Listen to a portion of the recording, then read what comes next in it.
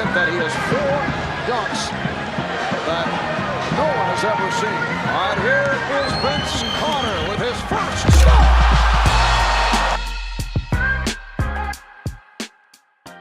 On today's show, we're going to talk about the fall off or perceived fall off of dunking. We're going to go over 3 of the most important eras of basketball history and go over the dunking and how we went from some of the highest highs to some of the, again, perceived lows of dunking. And that can include the dunk contest. And also if the dunk contest is even a really good metric on the current state of dunking is in the league. There are some people that have the current belief of, hey, if the dunk contest sucks, that means dunking in general in the NBA is bad as well. And yeah, let's get started. So we start off right after 1988. Michael Jordan, Dominique Wilkins just had one of the best dunk competitions of all time. It was honestly sensational, amazing. And you think, hey, that was 1988. 2 years later, we in the 90s. So the 90s must have been some of the greatest dunk competitions we'd ever seen in our lives, right? Well, not really. Not at all, actually. In fact, the dunk contest was growing very, very stale, sadly. And a lot of stars weren't participating in it. I mean, you had dudes like Harold Miner winning 2 dunk competitions for the Miami Heat. Dude only played 4 years in the NBA. Like, he's like the 90s version of McClung, honestly.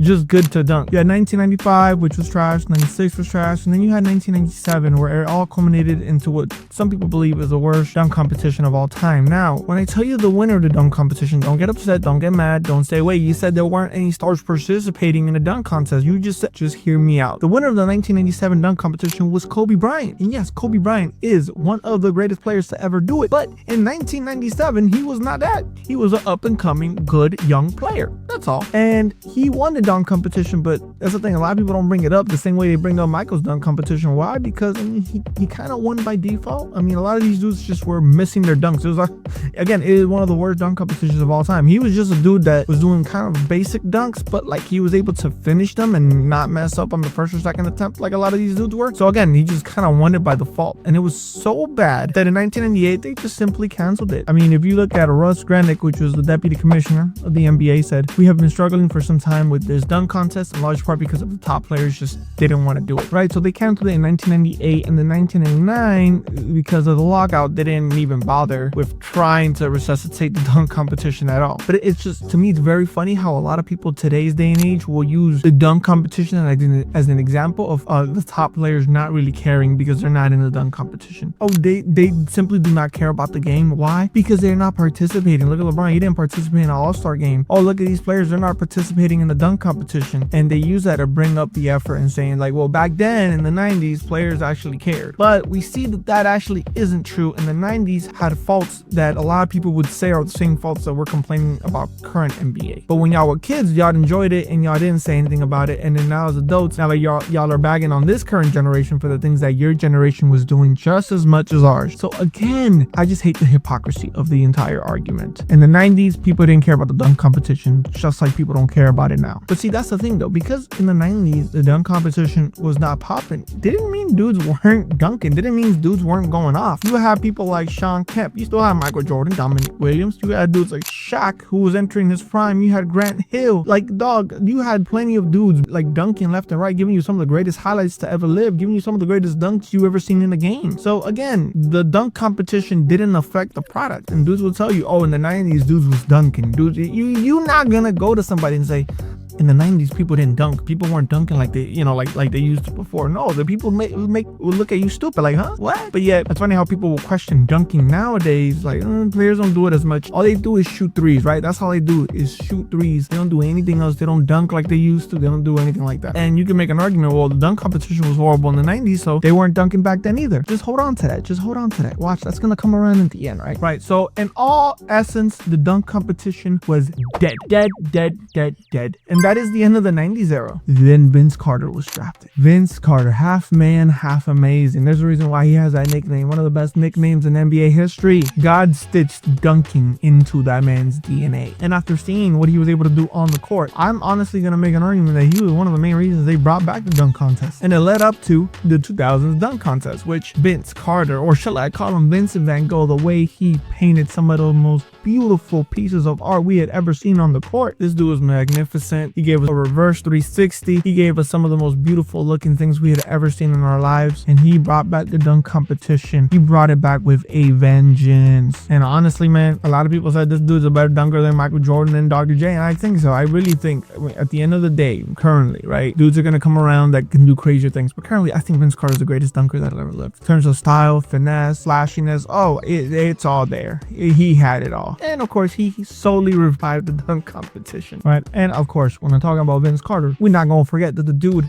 this was in the Olympics, this wasn't even in the NBA. The dude jumped over a man. He jumped over I think it was a 7-foot center. First time I had ever seen that. And I think first time most people had ever seen that. I don't even think I've ever seen that, period, let alone in the game. And yeah, he ushered in a brand new era of the 2000s dunking scene. And we had dudes like Jason Richardson who were running the dunk competition. We had dudes like Dwight Howard who were completely dominating in NBA games and also in the dunk competition as well, and especially the 2008 dunk competition with the Superman cape. So we got a lot of memorable moments. We also got the homeboy Nate Robinson, who was the 2000s reincarnation of Spud Webb. Dude was 5'9" and he won 3 dunk competitions in the 2000s. Again, people love it when a short dude is winning dunk contests. That's always going to be amazing to see. So yeah, man, 2000s was filled with some of the greatest dunk competitions we had ever seen, and it was doing great. And then how did we enter the 2010s?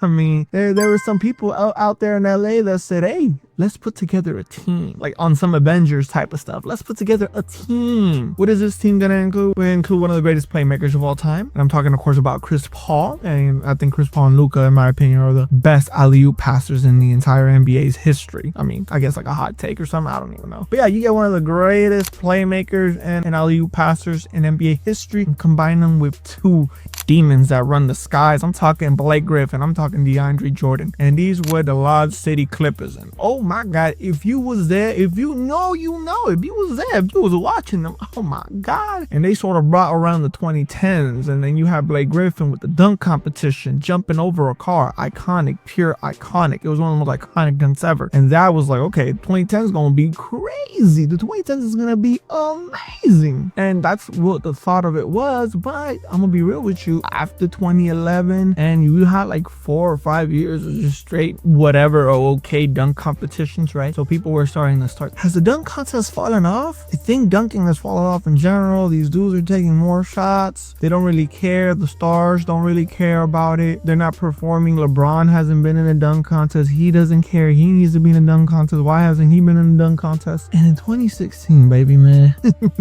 we got one of the most craziest dunk contests of all time. Now, this one holds a special place, I think, in most people's hearts for one reason. 1988 dunk contest. People say it's one of the greatest dunk contests of all time. People make the argument it's the greatest. People expected it to be great. I mean, you had Michael Jordan. You had Dominique Wilkins. You had Spud Webb. Clyde the Glide Drexler. You had some dogs in there, bro. You knew this was going to be intense, right? 2000s. You had Vince Carter. You knew that, hey, everything else could be trash. Vince Carter is Vince Carter, right? 2008. You have Dwight Howard. The Nate Robinson ones. You knew you had Nate Robinson coming in, and you know that was going to be fun to watch. You had the Blake Griffin in 2011, but nobody suspected in 2016 these dudes by the name of Zach LaVine and Aaron Gordon. I mean, they were pretty good players, but nobody expected the show we was about to get. That's why it was amazing. That's why it was, to me, in my opinion, the greatest dunk contest of all time. Simply on the verge of, we didn't expect it. It was one of the greatest plot twists in the history of humanity. Dudes that were there got the show of a lifetime. I remember sitting there and I was just like, are we watching like the greatest dunk contest of all time? We had Zach LaVine and Aaron Gordon going back to back, giving us some of the greatest dunks we'd ever seen in our lives. And Aaron Gordon, I mean, dude,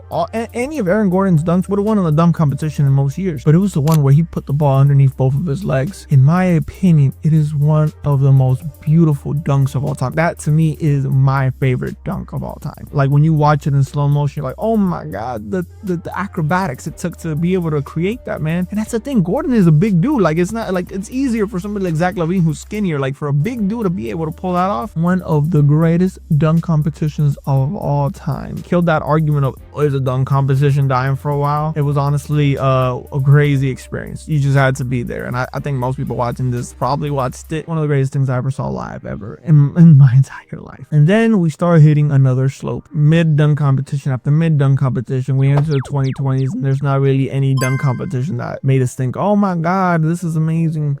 We've had 3 straight years of the homie Matt McClunk, who's like a D-League caliber player, having to come in and run the dunk competition for 3 years straight, right? And I don't think there's anything wrong with that, because the dude gives us very entertaining dunks, but people like, because NBA players aren't the ones that are winning it, right? We're here to watch NBA players, not some dude we never seen before. And I could understand that point. At the end of the day though, a lot of the old heads that criticize dunking, that say, hey, dunking ain't what it used to, a lot of these players shoot threes. That's why the dunk competition sucks, because everybody's stuck shooting threes. That's the reason why people don't dunk anymore, and that's why you don't see too many people in the dunk competition. You see a lot of people with this opinion, right? And you're like, well, is this opinion true? Has dunking really fallen off? Have people just kept shooting threes, and because people are shooting so many threes, then like no one's dunking anymore? The truth is, they are 1000% absolutely freaking wrong, and I'm gonna prove to you right now. If you look at the statistics, right, this is a website called Run Repeat, and they got a few statistics on dunking. One of them includes dunks in the NBA over time. So the total amounts of dunks you get in a season over time from the year 2001 to 2019. Sadly, doesn't go into 2025, but again, I'm gonna show you the pattern of what we're seeing, right? 2001, you had 8,440. It's like the stock market, right? You have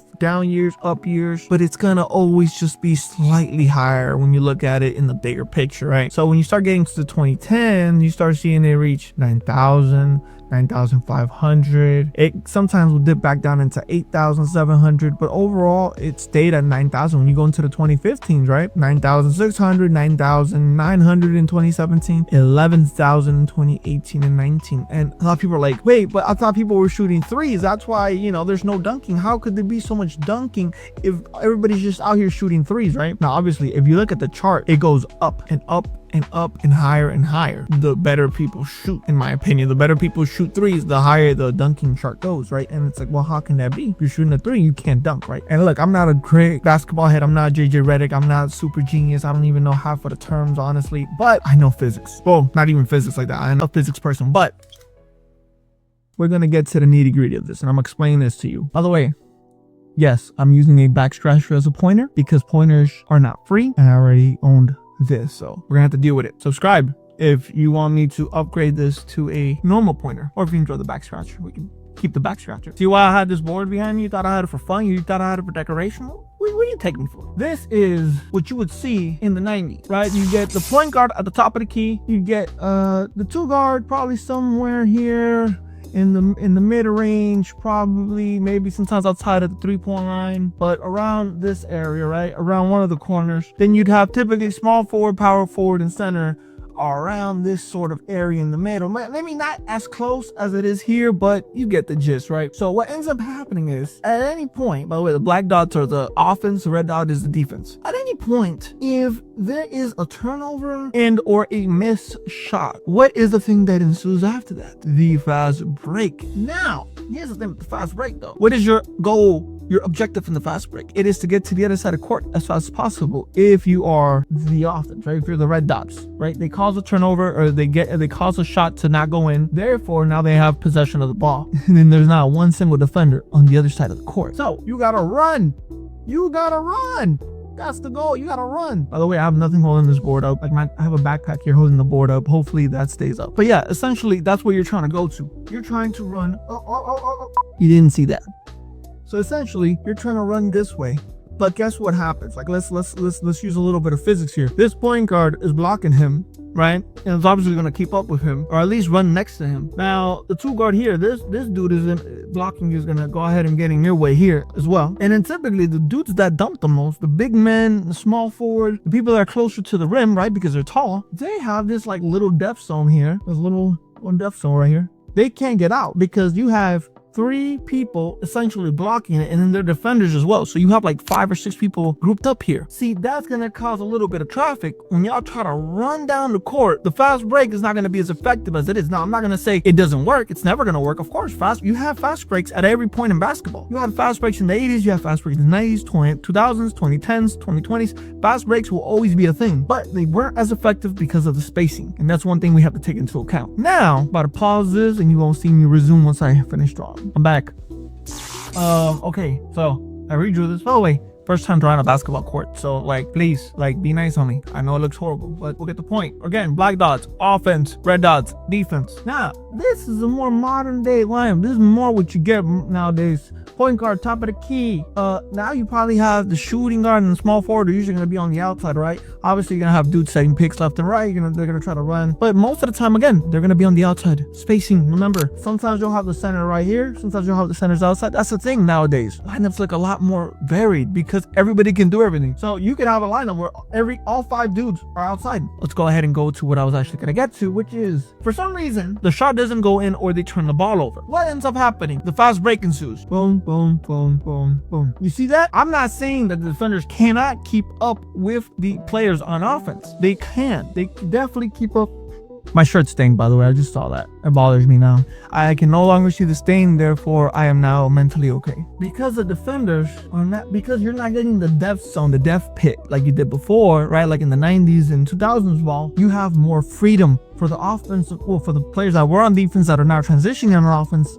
They now have a room where they only have one dude in front of them. And typically, if they notice that the ball got if there's a turnover or a miss before the other team does, guess what? Oh, baby. They got straight paths, multiple straight paths to the basket. The point guard, the defensive point guard might keep up with the point guard, with the red point guard, right? But guess what? One of these dudes is gonna break out and get to the other side, and it's gonna be a 2-on-1. See, nowadays you get more 2 and 3-on-1s than you did before because of the spacing. And because there's better spacing, because players are able to shoot better, there is more room for dunking. And that ain't even the fast break. But the fast break is gonna be the most of the times where you get the dunks, especially the big explosive dunks. Why? Because you build momentum. You run from one side to the other. That is the key. And also, if we erase these lines, you know, whatever, like this board is gonna fall. Pretend those lines are again, subscribe if you want me to, like, because then I can afford, I don't know, getting a new house where I can have room to hold this. I don't have room to put this board anywhere.